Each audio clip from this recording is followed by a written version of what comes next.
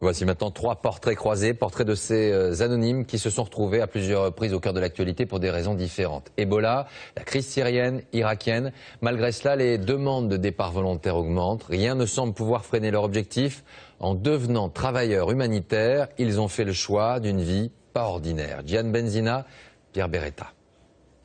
Secourir, aider, avoir la foi.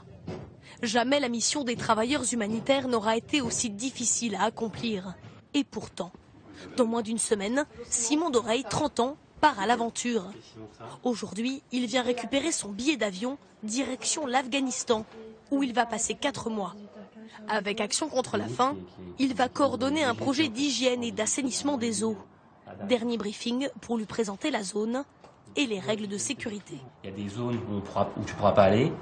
Tu feras globalement, on a le bureau, la maison, donc il y a des heures aussi qui sont possibles, d'autres heures qui ne sont pas possibles. Avant chaque mission, il prend le temps de la réflexion.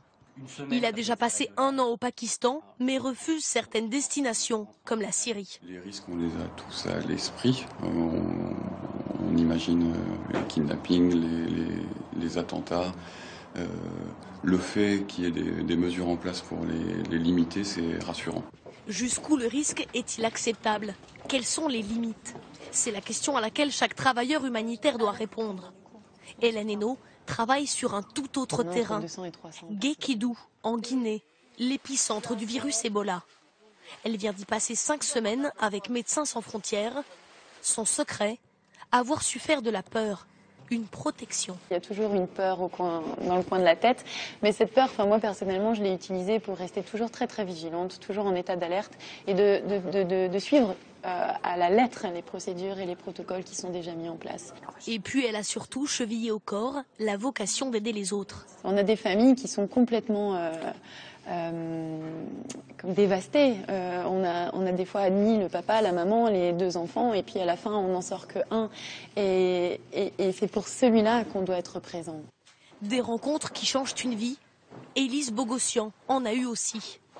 Docteure en médecine chinoise, elle a fondé sa propre association pour partir soulager la douleur des plus démunis. Il y a 15 jours encore, elle était au Kurdistan irakien, dans ce camp de réfugiés yézidis. Avec souvent des conditions difficiles, des moments de découragement, mais des doutes, jamais. C'est même une évidence de le faire. C'est même une évidence d'être là. C'est aussi une forme de rage, de voir que ça existe encore, ça, qu'on puisse encore faire ça en 2014. Et par rage ou par colère, ou par, on se dit j'ai envie d'être du côté des victimes et de les aider. Si les récents assassinats d'humanitaires ne l'ont pas dissuadé de partir, plus que jamais cette mère de 3 enfants s'assure de rester en zone sûre. Je ne suis pas arrivée comme ça, en plein milieu de la ville, toute seule. Et du coup, j'étais vraiment rassurée. Et à partir de ce moment-là, j'ai chassé cette idée-là de ma tête. À peine rentrée, Élise Bogossian pense déjà à son prochain projet. Transformer un bus en dispensaire pour soigner mieux et plus de réfugiés. Bref, repartir. Voilà pour ces portraits croisés.